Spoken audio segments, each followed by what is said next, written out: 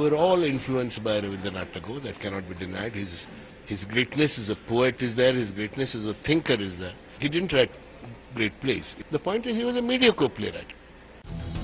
मशहूर अभिनेता और नाटककार गिरीश कर्नाड ने न सिर्फ देश के बल्कि दुनिया के महानतम कवियों में गिने जाने वाले रविंद्रनाथ टैगोर पर की है ये विवादित टिप्पणी। नोबेल पुरस्कार विजेता रविंद्रनाथ टैगोर को कर्नाड ने दूसरे दर्जे का नाटककार बता दिया और ये भी कह दिया कि उनकी तारीफ इसलिए होती है क्योंकि उन्हें नोबेल पुरस्कार मिला। Tendency to be reverential about people and think that they are marvelous because they've got the Nobel Prize or something of that kind.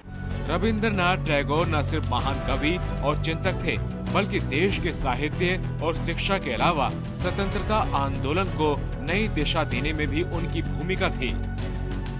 Tagore साहित्य में नोबेल पाने वाले पहले एशियाई थे।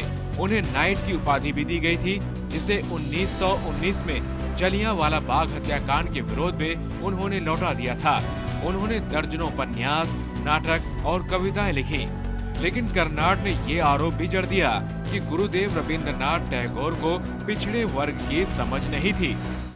There are backward class characters, but he didn't understand backward class people at all, because he came from the aristocracy, and his all these poorer people in his plays are really cardboard characters. They have no passion, no anguish at all. Karnad के इस बयान का विरोध भी शुरू हो गया है। सीपीआई सांसद गुरुदास दासगुप्ता ने कहा है, ये बड़ी दुखद बात है कि इतना पढ़े लिखे शख्स जिन्हें थिएटर की समझ है, जिनका काम हम पसंद करते हैं, उन्होंने ऐसा दुर्भाग्यपूर्ण बयान दिया है।